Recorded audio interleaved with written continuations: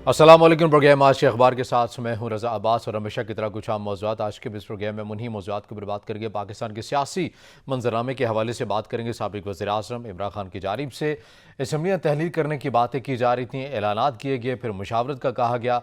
ताहम कल उन्होंने ये ऐलान किया कि 17 दिसंबर को जो है वाज़ेह हो जाएगा, असम्बलियाँ जो है हम तहलील कर देंगे। एक तरफ ये समझा जा रहा है कि 17 दिसंबर को ही वो असम्बलियाँ तहलील करने का ऐलान करेंगे, या 17 को भी हो सकता है मुमकिन तौर पर वो 23 दिसंबर की तारीख देंगे कि 23 दिसंबर को बाकायदा तौर पर जो है वो असम्बलियों को तहलील कर दिया जाएगा। इसके अंदर एक बहरहाल एक अभाव मौजूद है, लेकिन वाज़ेह तौर पर ये दो तारीखें सामने आ रही हैं, या फिर 17 दिसंबर होगा या फिर 23 दिसंबर को ये सूरत हाल हमारे सामने आ जाएगी कि असम्बलियाँ जो है वो तहलील कर दी जाएंगी, पंजाब की और केपी की भी। इस हवाले से जो मुलाकातें भी हो रही हैं, हमने हालिया दिनों के अंदर भी देखा, कल भी देखा, आज़म नज़ीर तारड़ की और अयाज सादिक साहब की मुलाकात हुई सदर मुमलिकत के साथ। उस मुलाकात के अंदर ऐसा कौन सा जो नुकात हैं जिनके ऊपर नहीं इत्तफाक हो पाया, जिसकी बिना के ऊपर खान साहब ने ये ऐलान किया, या उससे पहले ही खान साहब जो है वो अपना एक माइंड बनाकर बैठे हुए हैं कि उन्होंने असम्बलियाँ तहलील करनी ही हैं, चूँकि फ़िलवक्त जो है वो उन्हें ये बयानिया और ये ऐलान और ये इक़दाम उन्हें सूट करता है। हो सकता है कि वो इसी के ऊपर ही कारबंद हो, लेकिन वफाकी हुकूमत की जानिब से भी जो कोशिशें की जा रही थी उसके ऊपर कुछ क्यों नहीं पेशरफ्त हो सकी। इस तमाम अहम सूरत हाल के ऊपर बात करेंगे, और इसके साथ साथ हम यकीनी तौर पर बात करेंगे महंगाई के हवाले से भी। महंगाई के हवाले से जब हम बात करेंगे तो इसके साथ साथ यकीनन हम इस फैक्टर के ऊपर भी बात करेंगे कि जो साबिक़ वज़ीर ख़ज़ाना मिफ्ताह इस्माइल और मौजूदा वफाकी वज़ीर ख़ज़ाना इसहाक़ डार के माबैन जो लफ्ज़ी तकरार का सिलसिला जारी और सारी है, इसके ऊपर भी बात करेंगे। और माशी पॉलिसी के हवाले से भी बात करेंगे। एशियन बैंक की जानिब से भी रिपोर्ट जारी की गई है पाकिस्तान को भी लेकर और एशिया के दीगर ममालिक को लेकर, और इसके साथ साथ रिकॉर्डिंग एक अहम एक काम प्रोजेक्ट है बलूचिस्तान के हवाले से, मगर इसके अंदर हमने देखा है कि एक तवील खामोशी के बाद दोबारा से इसका जिक्र मीडिया के सामने आया है। मगर इसके साथ साथ जैसे ही ये मामला आगे बढ़ने लगा तो सूबाई हुकूमतों में बैठी हुई जो जमातें हैं, उनमें चाहे अख्तर मैंगल साहब हों, चाहे JUIF हो, उनके तहफ़्फ़ुज़ात थे, और ये ज़राए के मुताबिक ये चीज़ें सामने आ रही हैं कि उनकी जो तजावीज़ और तरामीम थीं वो मान ली गई हैं। इस तमाम सूरत हाल के ऊपर आज के इस प्रोग्राम में हम बात करेंगे। इस तमाम सूरत हाल के ऊपर बात करने के लिए मिस्टर में ज्वाइन किया है सीनियर तज़कियाकार इब्राहिम बेग साहब ने। बेग साहब बहुत शुक्रिया वक्त देने के लिए। बेग साहब, सबसे पहले बात कर लेते हैं पाकिस्तान के सियासी मंजरनामे के हवाले से। खान साहब ने ऐलान कर दिया कि 17 दिसंबर को असम्बलियाँ तहलील करने का ऐलान करेंगे, मगर बहरहाल ये अभाव मौजूद है कि 17 को ही करेंगे या फिर 23 की वो तारीख देंगे।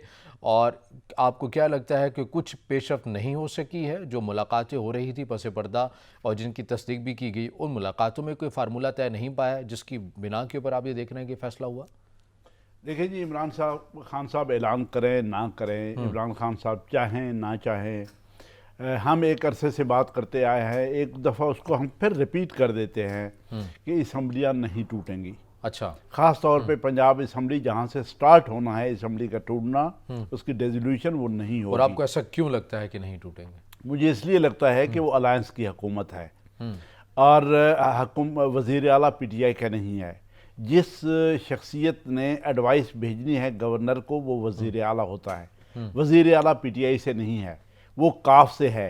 उसके बाद 8-10 सीटें हैं बड़ी मुश्किल से, वो भी स्प्लिट करके, यानी काफ लीग को स्प्लिट करने के बाद 8-10 सीटें किसी वजह से आई है। उसका भी एक बैकग्राउंड है पूरे का पूरा। तो क्या वो 8-10 सीटों के साथ जो वज़ारत आला एंजॉय कर रहे हैं, अपनी कहीं ना कहीं कंस्टिट्यूंसी पक्की कर रहे हैं, कहीं पे वो अपने डिस्ट्रिक्ट को डिवीज़न बना रहे हैं, कहीं पे अपने कहीं तहसीलों को डिस्ट्रिक्ट बना रहे हैं, वो इतना बड़ा कारनामा अपने तौर पे सर अंजाम दे रहे हैं, क्या वो इसको ख़त्म कर देंगे?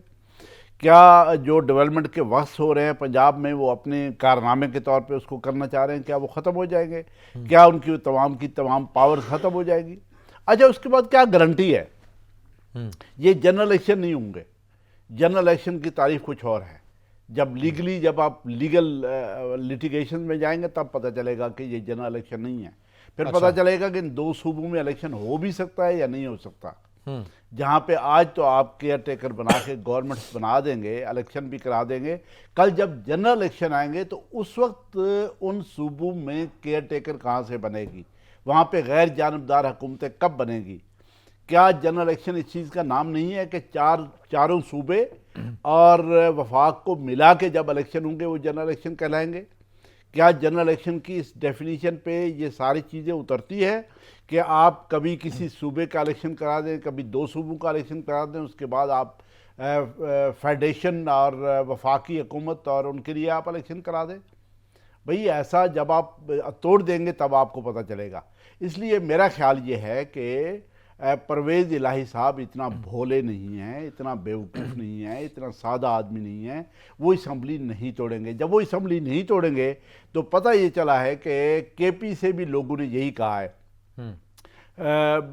پرویز خٹک اور باقی لوگوں نے، کہ پہلے پنجاب اسمبلی ٹوٹے گی تب ہم اس اسمبلی کو توڑیں گے۔ اس کا مطلب یہ ہوا کہ اسمبلیوں کے میرے لحاظ سے ٹوٹنے کا کوئی چانس وہ نہیں تو ہے۔ پاکستان تحریک انصاف کی حکمت عملی بھی یہی ہے نا کہ مین جو فوکس ہے، جو پریشر ڈیولپ کرنا ہے وفاقی حکومت کے اوپر، وہ پنجاب کی اسمبلی ہی کرے گی، اور اس پریشر کو مزید اس کے اندر شدت لانے کے لیے پھر کے پی کو کیا جائے گا۔ لیکن مین جو پوائنٹ ہے، یہ تو خود پاکستان تحریک انصاف کہہ چکی ہے، وہ پنجاب ہی ہے۔ مگر آپ کو ایسا کیوں لگتا ہے؟ کیونکہ یہ بھی تو چیزیں سامنے آ رہی ہیں کہ وفاقی حکومت یا جو ان کی قیادت ہے، اگر ہم بات کریں سابق وزیر اعظم نواز شریف کی بھی یا سابق صدر آصف علی زرداری کی بات کریں، تو باتیں تو یہ بھی آ رہی ہیں کہ انہوں نے پرویز الہی کو منانے کی کوشش ہی نہیں کی ہے، یہ ان کے اوپر اب اس طرح سے اعتماد نہیں کر رہے ہیں۔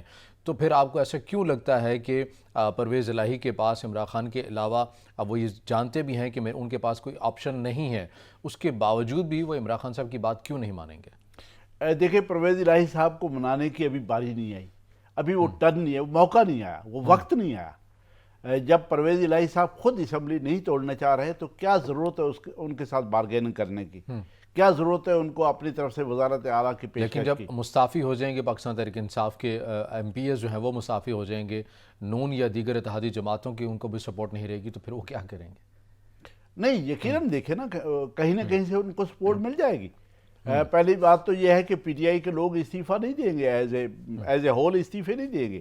اگر وہ استعفے دے بھی دیتے ہیں، پرویز الہی کو وہ چھوڑ دیتے ہیں، پرویز الہی کے خلاف وہ ووٹ آف نو کانفیڈنس لے آتے ہیں، تو پھر اس کے بعد پی ڈی ایم سامنے آئے گی۔ اس کے بعد آپ پرویز الہی کو رکھنا چاہتے ہیں، پرویز الہی کے علاوہ کسی اور شخص پہ کوئی آپ کا اتفاق بنتا ہے، اس کو لانا چاہتے ہیں، چاہے وہ نون سے ہو، چاہے نون سے باہر ہو، چاہے وہ کاف سے ہو، کاف سے باہر ہو، پی ٹی آئی کا شخص، کوئی نہ کوئی پی ٹی آئی کی شخصیت ہو سکتی ہے، لیکن میرے خیال میں وہ مرحلہ نہیں آیا۔ جب اس مرحلے کے آنے کا چانس ہی نہیں ہے تو اس کے بعد اس کے ڈسکشن سٹارٹ ہوگی۔ پرویز الہی صاحب اسمبلی نہیں توڑیں گے۔ پرویز الہی صاحب کا بیٹا جو مرضی باتیں کرتا رہے، پرویز الہی صاحب میٹنگ میں سامنے بیٹھ کے کچھ بھی کرتے رہے، اس کا کوئی چانس مجھے کم از کم نظر نہیں آ رہا۔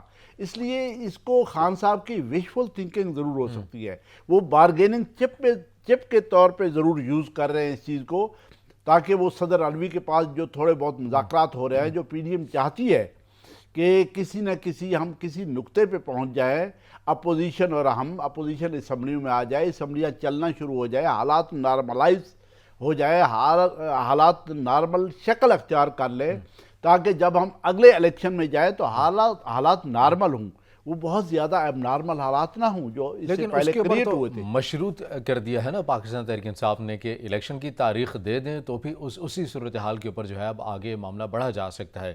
صدر مملکت کے ساتھ بھی جو ملاقاتیں ہو رہی ہیں، جو گفتگو ذرائع کے مطابق جو باہر آ رہی ہے، وہ یہی ہے کہ انتخابات کی تاریخ نہیں دے رہی ہے وفاقی حکومت، تو کہہ رہی ہے کہ جو مدت مکمل ہوگی تو ہی کریں گے۔ تو پھر پاکستان تحریک انصاف یا ان کی قیادت جو ہے وہ کیوں جو ہے وہ ان کے پاس مزید بیٹھ کے وہ باتیں بھی کریں گے، جبکہ ان کا جو وہ مطالبہ ہے جو وہ جس کو مشروط کر رہے ہیں وہ نہیں مانا جا رہا ہے؟ رضا صاحب، صورتحال یہ ہے کہ اس وقت بارگیننگ چپ جو ہے وہ پی ڈی ایم کے پاس ہے۔ اچھا، وہ بارگیننگ چپ عمران خان صاحب کے پاس نہیں رہی۔ عمران خان صاحب کے پاس اس لیے نہیں رہی کہ وہ اپنی مرضی کر نہیں سکتے، نہ وہ اپنی مرضی سے اسمبلیاں توڑ سکتے ہیں، نہ اپنی مرضی سے الیکشن کرا سکتے ہیں۔ اور پھر ایک جو بوم تھا، وہ بوم کول ڈاؤن ہوتا نظر آ رہا ہے۔ وہ جو حالات تھے، جو بار بار الیکشن کے بعد کبھی ضمنی الیکشن ہو رہا ہے، کبھی خان صاحب ضمنی الیکشن کر رہے ہیں، تو آہستہ آہستہ جو ریئیکشن تھا وہ بھی کول ڈاؤن ہو رہا ہے۔ اس کا مطلب یہ ہوا کہ اب پی ڈی ایم کے پاس یہ چانس اس لیے ہے کہ عمران خان صاحب یہ سمجھتے ہیں کہ مجھ پہ جو توشہ خانہ، فارن فنڈنگ اور کسی اس بچی کا کیسز ہے، اس سلسلے میں مجھے ڈسکوالیفائی نہ کر دیا جائے۔ وہ ابھی جو بات ہو رہی ہے اس پہ ہو رہی ہے، اس ایشو پہ ہو رہی ہے کہ خان صاحب چاہتے ہیں کہ مجھے گارنٹی دی جائے کہ مجھے آپ الیکشن تک ڈسکوالیفائی نہیں کریں گے.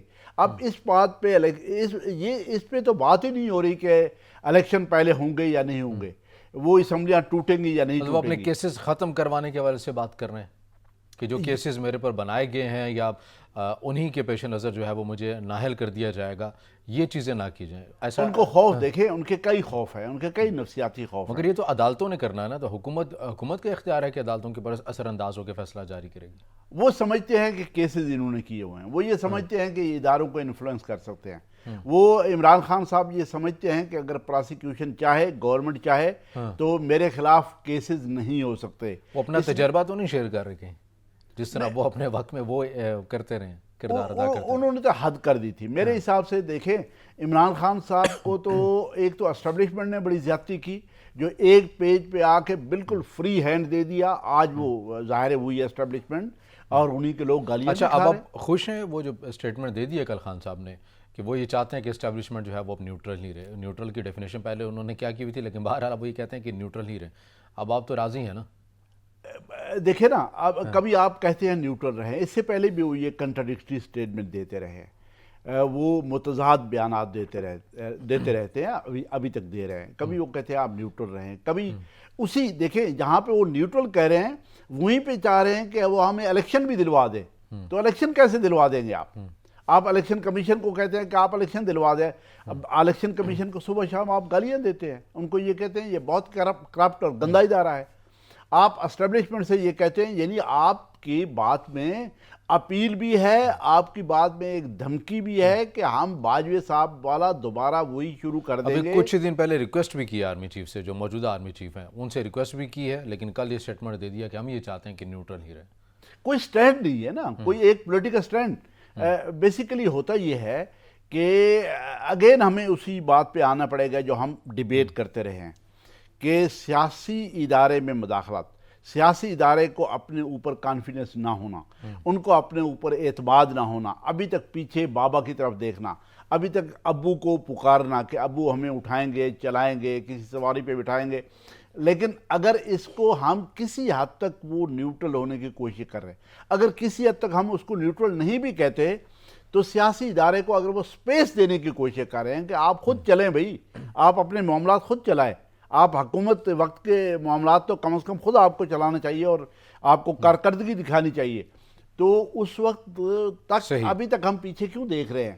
سیاسی ادارے کو چاہیے اپنا کام خود کرے, اٹھیں, آپ چلیں, آپ لوگوں کو ریلیف دیں. آپ لوگوں کے لیے, آپ تو خود لوگوں کے لیے بوجھ بن گئے ہیں, حکومت کے طور پہ آپ ریاست پہ بوجھ بن گئے ہیں.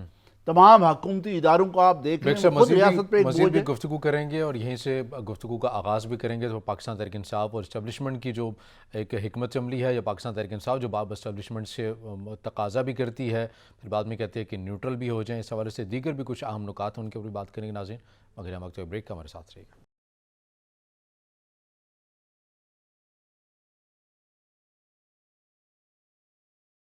بریک کے بعد ناظرین پروگرام میں آپ کو دوبارہ خوش آمدید کہیں گے. پاکستان تحریک انصاف کی جو حکمت عملی ہے, جو سیاست ہے, یہ اعلان واضح طور پر سامنے آ چکا ہے کہ 17 دسمبر کو اسمبلی تحلیل کرنے کی تاریخ دیں گے. ممکنہ طور پر 17 بھی ہو سکتی ہے یا پھر 23 دسمبر کی ذرائع کے مطابق یہ چیزیں چل رہی ہیں. مگر اس کے ساتھ ساتھ پاکستان تحریک انصاف کی جو پالیسی اور جو سیاست رہی ہے وہ سب سے زیادہ اسٹیبلشمنٹ سے انہی کے اوپر پہلے ون پیج کے اوپر رہے, پھر اس کے بعد جب ون پیج سے ہٹے, کچھ اختلافات ہوئے یا جو ادارے نے فیصلہ کیا کہ وہ اب غیر سیاسی ہیں اور اپنے آئینی کردار تک ہی محدود رہیں گے, اس کے بعد جس طرح کی جو الزامات کی, جو پروپیگنڈا کیا گیا, جو بیانات دیے گئے, جو بیانیہ بنایا گیا پاکستان تحریک انصاف کی جانب سے اسٹیبلشمنٹ کے اگینسٹ, اس کی وجہ سے خاصی مشکل رہی ہے اسٹیبلشمنٹ کو. مگر اب بہرحال خان صاحب یہ کہتے ہیں کہ میں یہ چاہتا ہوں کہ اسٹیبلشمنٹ جو ہے وہ نیوٹرل ہی رہے. مگر بیگ صاحب ساتھ میں انہوں نے یہ بھی کہہ دیا کہ یہ جو تاثر دیا جا رہا ہے کہ میں اسٹیبلشمنٹ سے کوئی سہولت مانگ رہا ہوں یا مدد مانگ رہا ہوں کہ وہ الیکشن کروا دیں, یہ تاثر غلط ہے. انہوں نے اس تاثر کی نفی بھی کی ہے. آپ بھی سمجھتے ہیں کہ یہ بیانات سے جو تاثر لیا جاتا ہے حقیقی معنوں میں یہ تاثر ہے نہیں ہے, بلکہ ایک بن چکا ہے یا پھر واقع ہے؟ دیکھیں, جب اسٹیبلشمنٹ خود کہتی ہے کہ ہم نیوٹرل ہیں, آپ بھی خود چاہتے ہیں کہ ابھی آپ نے بیان دیا ہے کہ وہ نیوٹرل رہیں, میں کہتا ہوں ان کی سٹیٹمنٹ کی حد تک ہی ان کو تسلیم کر لیا جائے. اسٹیبلشمنٹ کے اس بیان کو اسی طرح تسلیم کر لیا جائے کہ وہ نیوٹرل ہیں اور نیوٹرل رہیں گے جب تک ہمارے پاس کوئی ثبوت نہیں آتا کہ وہ انٹرفیرنس کہیں پہ کر رہے ہیں یا نہیں کر رہے، تب تک تو آپ ان کو نیوٹرل رہنے دیں نا، اپنا پلے خود کریں نا آپ۔ صحیح۔ جب آپ میں یہ نہیں کہتا کہ ان کی مداخلت نہیں ہوگی، میں یہ نہیں کہتا ان کی سیاسی مداخلت نہیں ہوگی، میں یہ نہیں کہتا کہ بالکل نیوٹرل ہو جائیں گے، میں یہ نہیں کہتا کہ وہ ملکی معاملات سے بالکل ارریلیونٹ، یہ شاید نہیں ہوگا، لیکن میں کہتا ہوں کہ جو 75 سال سے ہوتا رہا ہے یہاں پہ، جو اسٹیبلشمنٹ سیاسی ادارے کے ساتھ جس طرح کے کام کرتی رہی ہے، چاہے وہ سیاسی ادارہ انڈیپینڈنٹلی کام کر رہا ہو، چاہے وہ ڈیموکریسی کے طور پہ کر رہا ہو سو کالڈ، چاہے وہ مارشل لاء کے دور میں کر رہا ہو، تو آج اگر اسٹیبلشمنٹ نے یہ فیصلہ کر لیا ہے، انہوں نے اگر سبق حاصل کر لیا ہے عمران خان صاحب کی وجہ سے کہ ہم اپنی مرضی کے نظام نہیں لا سکتے، اس نظام کو چلنے دیں، اسی میں بہتری لانی چاہیے، یہ آپ ڈیپینڈ کریں پولیٹیشنز پہ، کو اس پہ بہتری لا بھی سکتے ہیں یا نہیں، کام پولیٹیشن نہ کریں اور الزام سارے کا سارا اسٹیبلشمنٹ پہ ہو کہ انہوں نے ہمیں کام نہیں کرنے دیا۔ آج اگر ان کو فری ہینڈ دیا جا رہا ہے تو سیاسی ادارے کو کام کرنا پڑے گا، کام کرنا چاہیے، یا کام نہیں کریں گے تو کم از کم اپنی ریسپانسبلٹی کہیں اور شفٹ نہیں کر سکیں گے، ان کو ریسپانسبلٹی لینی پڑے گی، چاہے وہ الیکشن میں لیں، الیکشن سے پہلے لیں، میڈیا میں ان کے خلاف باتیں آئیں، آرٹیکل لکھے جائیں، باتیں کی جائیں، انٹلیکچوئل بات کریں، ان کو ریسپانسبلٹی لینی پڑے گی۔ اگر ان کو ریسپانسبلٹی آپ کیوں نہیں لینا چاہتے بھائی؟ آپ لیں نا، کل تک آپ ایک پیج پہ تھے، آج آپ باجوہ کو صبح شام ان کے خلاف باتیں کرتے ہیں، بھئی اس وقت آپ کو نہیں کرنا چاہیے تھا، ایک پیج پہ آپ کو نہیں ہونا چاہیے تھا، آپ کی ڈیوٹی یہ تھی کہ اس وقت بھی آپ خود وہ کام کرتے۔ کہہ رہے ہیں انہوں نے اس ملک کے ساتھ وہ کیا ہے جو ملک دشمن بھی نہیں کر سکتا، باجوہ صاحب سے متعلق ان کی یہ الفاظ ہیں۔ اچھا، میں کہتا ہوں کہ میں عمران خان صاحب کی بات مان لیتا ہوں کہ اسٹیبلشمنٹ نے ملک کے ساتھ بہت زیادتی کی ہے، میں ان کی یہ بات بھی مان لیتا ہوں کہ نیب نے بہت زیادتی کی ہے، نیب ان کے بس میں نہیں تھا، میں یہ بھی ان کی بات چلو مان لیتا ہوں کہ الیکشن کمیشن نے بہت زیادتیاں کی، الیکشن کمیشن جو انہوں نے خود بنایا ان کے خلاف تھا، ادارے بیوروکریسی جہاں پہ 6 8 آئی جی چینج ہوتا رہے، وہاں پہ بھی ان کی بات نہیں مانی گئی، وہ سب کچھ وہی کرتے رہے۔ عمران خان صاحب آپ خود کیا کرتے رہے؟ آپ اپنا تو حساب اپنے حصے کا دے دیں کہ آپ چھوڑ دیں اس بات کو، ٹھیک ہے آپ کے ساتھ زیادتی چلو ہم مان لیتے ہیں نا، آپ کے خلاف آپ کا کچھ بھی نہیں مانا گیا، آپ کی بات نہیں مانی گی، آپ نے جو چاہا، جبکہ ہمیں انفارمیشن یہ ہے کہ آپ نے جو چاہا وہ کیا، جو چاہا وہی اسٹیبلشمنٹ نے آپ کی بات مانی، جب جو چاہا اور کیا اور سارے کا سارا ملبہ آپ کہیں اور ڈال رہے ہیں تو آپ اپنے حصے کی بات کریں۔ آج گورنمنٹ ایک چل رہی ہے، کل یہ گورنمنٹ کہے کہ مجھے نہیں چلنے دیا گیا، میرے ساتھ زیادتی ہوئی ہے، یقیناً زیادتی ہوئی ہوگی، لیکن آپ نے اپنے حصے کی کنٹریبیوشن کیا دی ہے لوگوں کے لیے، ملک کے لیے، قوم کے لیے، لوگوں کو ریلیف دینے کے لیے، سیاست میں آپ نے کیا کنٹریبیوشن ہے بھی آپ کی؟ آپ کی کنٹریبیوشن اگر زیرو، آپ اپنی کنٹریبیوشن نہیں گنوا سکتے، آپ زیادتی، ہم مانتے ہیں آپ کے ساتھ زیادتیاں ہوتی رہی، پچھلی گورنمنٹ کے ساتھ بھی ہوتی رہی، نواز شریف کے ساتھ بھی ہوئی، اس سے پہلے اگر آپ بھٹو صاحب کو پھانسی دی، بے نظیر کو قتل کیا گیا، ہم یہ ساری کی ساری زیادتیاں اپنی جگہ پہ کنڈیم کرتے ہیں، ہم اس کو زوردار طریقے سے کنڈیم کرتے ہیں، لیکن آپ جس وقت تک حکومت میں ہے اس کا جو پارٹ پلے آپ نے کیا ہے لوگوں کے حق میں، ملک کے حق میں، قوم کے حق میں، صوبوں کے حق میں، آئین کے حق میں، آئینی جو کام کیا ہے وہ تو آپ کو گنوانے چاہیے نا۔ آپ اپنے حصے کی بات، میں اپنے حصے کی بات نہ کرنا چاہتا ہوں نہ سننا چاہتا ہوں، میں ہر وہ بات کرنا چاہتا ہوں جو میں یہ سمجھتا ہوں کہ میرے ساتھ زیادتی ہوئی ہے۔ ایک سے بات کر لیتے ہیں پاکستان کی معاشی صورتحال کے حوالے سے بھی، اور جو لفظی تکرار کا سلسلہ جاری ہے ان دنوں کے اندر، ہم دیکھ رہے ہیں موجودہ وفاقی وزیر خزانہ کی جانب سے بھی اور سابق وزیر خزانہ ایک ہی جماعت کے ہیں، مفتاح اسماعیل اور اسحاق ڈار کے مابین دونوں ایک دوسرے کی معاشی پالیسی کے حوالے سے بر تنقید بھی کر رہے ہیں، اپنی کچھ قیادت کے اوپر بھی تنقید کرتے ہوئے نظر آ رہے ہیں، تو لگ ایسا رہا ہے یہ جو خود کو تجربہ کار کہتے ہیں، فارمولے ان کے پاس بھی نہیں ہے پاکستان کی معیشت کو سنبھالنے کے، اور اب اپنے ہی گھر میں جو ہے وہ لڑائی ہو چکی ہے۔ دیکھیں میاں صاحب کے ذہن سے ایک کیڑا جب سے وہ حکومت میں آئے اور اب تک ان کے ذہن سے ایک کیڑا نہیں نکلا کہ پاکستان کے ہر اہم عہدے پہ یا تو میاں صاحبان ہوں گے یا ان کے گھر کا کوئی فرد ہوگا یا ان کا کوئی قریبی رشتہ دار ہوگا. یہ کیڑا نہیں نکل سکتا ان کے ذہن سے. دیکھیں آپ مفتاح کو لائے, مفتاح نے انڈیو سزائیں بھگتی, جیلوں میں رہے, ان کا قصور نہیں تھا. وہ ایک اچھے اکنامک ایکسپرٹ ہیں اور وہ زیادہ شاید باتیں نہیں کر سکتے ڈار صاحب کی طرح. وہ دوسروں پہ اس طریقے سے تنقید نہیں کر سکتے جس طرح سے ڈار صاحب کرتے ہیں. آپ نے ان کو وزیر خزانہ بنایا, انہوں نے مذاکرات کیا IMF کے ساتھ, کامیاب رہے اور ریسکیو کر رہے تھے ملک کو. میرے لحاظ سے وہ ریسکیو ہو رہا تھا. اس وقت ڈار صاحب نے وہاں سے اس لیے بیان بازی لندن سے شروع کر دی تاکہ مفتاح کو فیل کیا جائے. اس کو میں فیل کروں گا تو میں ریپلیس کر سکوں گا, کیونکہ میاں صاحبان چاہتے نہیں تھے کہ ہمارے خاندان کے علاوہ آپ کو جب بھی کوئی عہدہ ملتا ہے. پنجاب میں کیا گڑبڑ ہوئی ہے, کیونکہ آپ نے ڈیسائیڈ کر لیا کہ حمزہ وزیر اعلیٰ ہوں گے. بھئی کیوں کوئی اور وزیر اعلیٰ نہیں ہوگا؟ پورے پنجاب میں کوئی اور شخصیت نہیں ہے, اور آپ نے ڈیسائیڈ کر لیا کہ وزیر خزانہ آپ کا ہوگا. تو اس وزیر خزانہ نے کیا کیا ہے بھی آنے کے بعد؟ کون سی ایسی توپ چلا دی ہے جس سے ملک بہت زیادہ, دیکھیں آپ کے ریزروز کم ہوئے ہیں, IMF کا پروگرام ابھی تک آپ کو نہیں ملا ہے, آپ کے مذاکرات کبھی سرد کبھی گرم جا رہے ہیں IMF کے ساتھ, باہر سے کہیں سے امداد ملی نہیں ہے, کوئی بڑا پروجیکٹ سائن سعودی عرب چائنا سمیت کسی کے ساتھ ہوا نہیں ہے, اور اس کے بعد مہنگائی بے پناہ ہے. آپ اپنی ایکسپورٹ بڑھا نہیں رہے, آپ امپورٹ میں وہاں کٹ لگا رہے جہاں بہت یعنی میڈیسنز ہیں, باقی چیزیں ہیں جو بہت ضروری آئٹمز ہیں جو ضروری ہوتے ہیں ملک کی اکانومی کو چلانے کے لیے, وہ امپورٹ آپ بند کرنا چاہ رہے ہیں. یہ آپ کا صرف مفتاح کو ہٹانے کے لیے. بھئی مفتاح کو جس طریقے سے آپ نے ہٹایا وہ توہین آمیز تھا, اور چلو اس وقت تو آپ نے ہٹا دیا.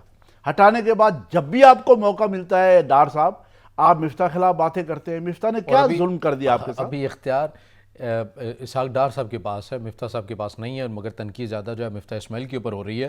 اور ایسا لگ رہا ہے کہ جیسے وہ پاکستان تحریک انصاف کے وزیر خزانہ تھے اور اسحاق ڈار جو ہیں وہ نون کے ہیں, تو ایک دوسرے کے اوپر تنقید دیتی ہیں, تو شاید وہ شوکت ترین کے اوپر بھی نہیں کرتے یا حفیظ شیخ کے اوپر بھی نہیں کر رہے جتنی وہ خود مفتاح اسماعیل کے اوپر کر رہے ہیں. مگر بیگ صاحب ایک اور بڑی جو الارمنگ جو سچویشن ہے وہ یہ کہ ایشین ڈیولپمنٹ بینک نے ایک رپورٹ جاری کی ہے ایشین ممالک کے حوالے سے, اور اس کے اندر یہ ذکر کیا گیا ہے کہ پاکستان ایشیا کے اندر تیسرے نمبر پہ جو ہے وہ مہنگا ملک ہے.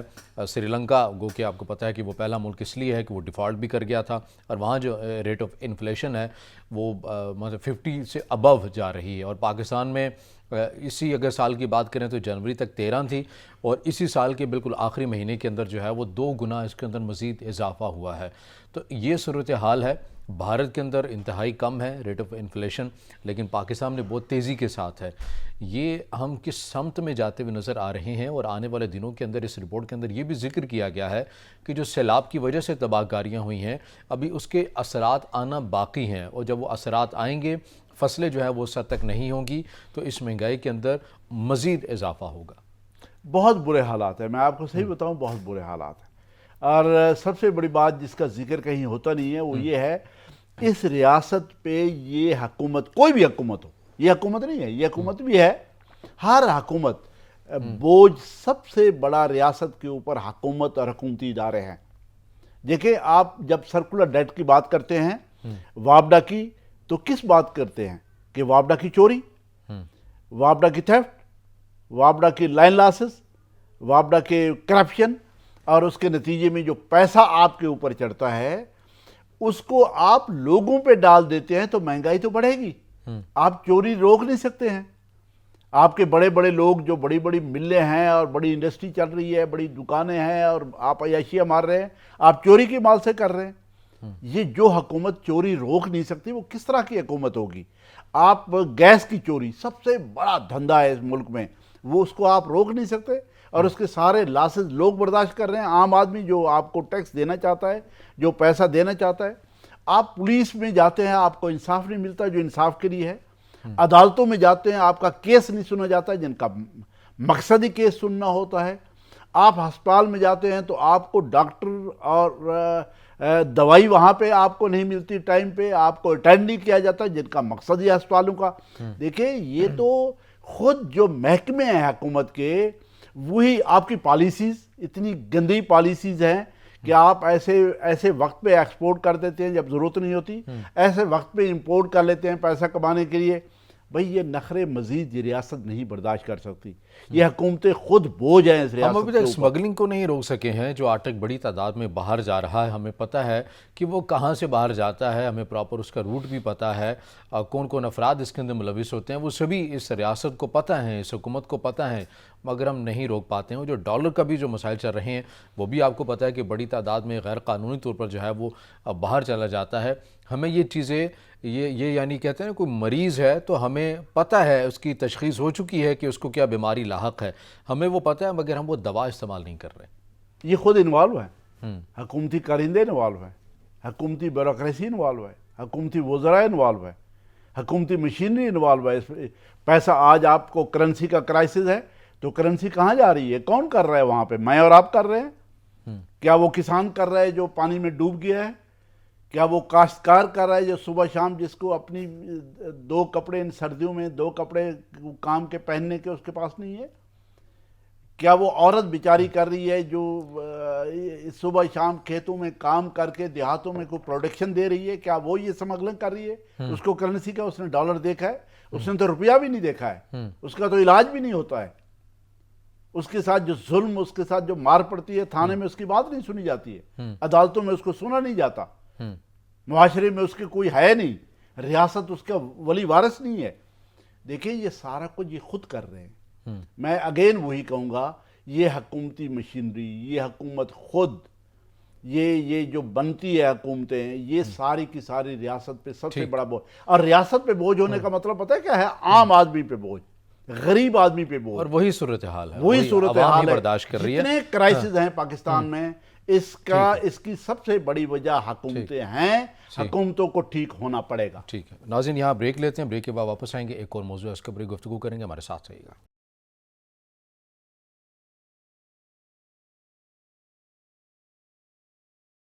بریک کے بعد ناظرین پروگرام میں آپ کو دوبارہ خوش آمدید کہیں گے، اور پروگرام کے اس حصے میں ہم بات کریں گے ریکارڈنگ معاہدے کے حوالے سے. ایک طویل خاموشی کے بعد دوبارہ اس معاہدے کا ذکر ہوا، تو اس کے ساتھ ساتھ ہی جو اتحادی جماعتیں ہیں مرکز میں بیٹھی ہوئی، جن میں بی این پی مینگل ہے اور جے یو آئی فے ہے، ان کے وزراء نے وفاقی جو کیبنٹ کا جو اجلاس تھا وزیر اعظم کی زیر صدارت، اس کا بائیکاٹ بھی کیا تھا، اور ان کو تحفظات تھے کہ غیر ملکی سرمایہ کاری جو بل ہے اس کے اوپر اعتماد میں نہیں لیا گیا ہے، اور 18ویں ترمیم کی صریحاً خلاف ورزی کی گئی ہے، اور اسی کی بنیاد کے اوپر ان دونوں جماعتوں کی جانب سے بائیکاٹ بھی کیا گیا. مگر ایک حکومتی وفد نے ان سے ملاقات کی اور ان کے جو تحفظات تھے انہیں دور کرنے کی کوشش کی ہے، اور اس کی یقین دہانی بھی کروائی ہے. بیگ صاحب، یہ ریکارڈنگ ایک افسوسناک ایک تو صورتحال یہ ہے کہ پاکستان کے اندر اور پاکستان کے ایک صوبے کے اندر اتنے وسائل موجود ہیں، دنیا اس چیز کا اعتراف کر چکی ہے، عالمی جو انٹرنیشنل جو کمپنیز ہیں وہ اس کا اعتراف کر چکی ہیں، مگر کام کے حوالے سے ہم اس کے اندر یہ صورتحال بھی میں نظر آتی ہے کہ وہ انٹرنیشنل لابنگ بھی ہمیں نظر آتی ہے، اور کچھ اپنوں کی بھی بڑی غلطیاں ہیں کہ ہر کسی کو اپنا ایک حصہ بھی چاہیے. اور پھر جس طرح سے اداروں نے اس معاہدے کے اوپر اپنا کردار ادا کیا، مگر اب یہ بات آگے بڑھ رہی ہے تو اس کے اوپر یقیناً اتحادی جماعتوں کے تحفظات ہیں، اور یہ یقین دہانی کروائی گئی ہے کہ جو تحفظات ہیں ان کو ہم دور کر دیا جائے گا. تو اب آپ کو لگتا ہے کہ یہ جو کام ہے وہ آگے چلتا ہوا ہمیں نظر آئے گا؟ دیکھیے تحفظات بالکل ٹھیک ہے. اس کو اگر ہم آئین کے ساتھ جوڑیں اس مسئلے کو، یہ چھوٹا سا مسئلہ نہیں ہے، اس کو آئینی مسئلہ سمجھیں آپ. یہ دیکھیں صوبوں کا حقوق ملکیت، صوبوں کا حق ملکیت اپنی زمین پہ، اپنے مائنز پہ. میں گندم کاشت کرتا ہوں، میری زمین ہے، وہ گندم میری ہے. میں کپاس کاشت کرتا ہوں، میری زمین ہے، کپاس میری ہے. اگر کوئی ایک علاقہ جو صدیوں سے تباہ و برباد آ رہا تھا، جہاں پہ سوائے چٹیل میدانوں کے، جہاں پہ سخت ترین پہاڑوں کے، بڑے پتھروں والے، جہاں پہ کچھ بھی نہیں ہوتا تھا سوائے اس کے کہ بھیڑ بکریوں گرمیوں کے ساتھ لوگ زندہ رہتے تھے، اگر آج وہاں پہ مائنز آ گئی ہیں تو اس کا حق ملکیت کس کے پاس جائے گا؟ اچھا یہ تو ایک کامن سینس کی بات ہے، حق ملکیت ظاہر ہے اس صوبے کا ہوگا. اور سیکنڈ پھر یہ ہے کہ آئین یہی چاہتا ہے، آئین کی منشا یہی ہے. دیکھیں ہم سب یہ سمجھتے ہیں کہ 73 کا آئین نہ رہا تو اللہ نہ کرے یہ ملک نہیں رہے گا. 73 کے آئین کے بغیر آپ حکومتیں نہیں چلا سکتے، 73 کے آئین کے بغیر آپ اس ریاست کو نہیں چلا سکتے، 73 کے آئین کے بغیر آپ فیڈریٹنگ یونٹس نہیں چلا سکتے۔ 73 کے آئین میں یہ تھا کہ اگلے 10 سال میں تمام کے تمام آرٹیکلز جو آج رکھے گئے ان کو ختم کر کے صوبوں کو حقوق دیے جائیں گے، وہ نہیں دیے گئے۔ الٹیمیٹلی 18th امینڈمنٹ آئی، پیپلز پارٹی، نون نے مل کے، بلکہ تمام جو پارٹیز موجود تھی، انہوں نے کوشش کی کہ جو آئینی ترامیم ہوتی رہیں اب تک، غلط قسم کی آئینی ترامیم، ان کو ختم کر کے آئین کو اس کے اصل شکل میں بحال کیا جائے۔ کسی حد تک اس کو بحال کیا گیا۔ اس کے مطابق حق ملکیت صوبوں کا ہے، صوبے نمبر 1 ہیں۔ سب سے پہلے افتخار چودھری، عدالتوں کا کیا کام ہے بھی؟ عدالتوں کا یہ کام تھوڑا ہے کہ آپ ایک منصوبے کو، اتنا بڑا منصوبہ ہے، آپ اس کو کھڑے لین لگا دیں، آپ نے مرضی کے فیصلے کر لیں، اس کے بعد آپ پہ جرمانے 10-12 ارب ڈالر آپ پہ جرمانے ہوں۔ کہاں ہیں وہ افتخار چودھری صاحب؟ کیوں نہیں پکڑتے ہو اس کو؟ کیوں نام نہیں لیا جاتا وہاں پہ؟ اداروں کا نام نہیں لیا جا سکتا؟ اداروں میں بیٹھی ہوئی شخصیات جو بلنڈر کرتی ہیں، جب ہم یہ کہتے ہیں کہ فلاں شخصیت نے اگر یہ نواز شریف نے دھماکہ نہ کیا ہوتا تو آپ بم نہیں بنا سکتے تھے، بھٹو صاحب نے اس کو سٹارٹ نہیں کیا ہوتا تو بم، آپ کی پروٹیکشن نہیں ہوتی تھی۔ جب آپ کریڈٹ دیتے ہیں، آپ شخصیات کو ڈسکریڈٹ کیوں نہیں کر سکتے؟ آپ یہ نہیں کیوں نہیں کہہ سکتے کہ افتخار چودھری صاحب نے اپنی مرضی سے فیصلہ کیا ہے؟ ان کی اگر کم از کم ہم ان کی پکڑ دھکڑ نہیں کر سکتے، اگر ہم ان کو اکاؤنٹیبل نہیں بنا سکتے، ان کا نام ہم ٹی وی پہ کیوں نہیں لیتے؟ ہم آرٹیکل میں کیوں نہیں لکھتے کہ غلط کیا ہے؟ میں کہتا ہوں کہ صوبوں کا حق سب سے پہلے ہے۔ یہ صحیح انہوں نے کہا ہے جو مینگل صاحب نے احتجاج کیا ہے، یا کوئی اور چھوٹی پارٹی کہیں صوبے میں؟ یہ وہاں پہ نہیں ہے، صرف پنجاب میں بھی یہ بات آئے تو یہی ہونی چاہیے، کے پی میں بھی یہ بات ہو تو یہی ہونی چاہیے۔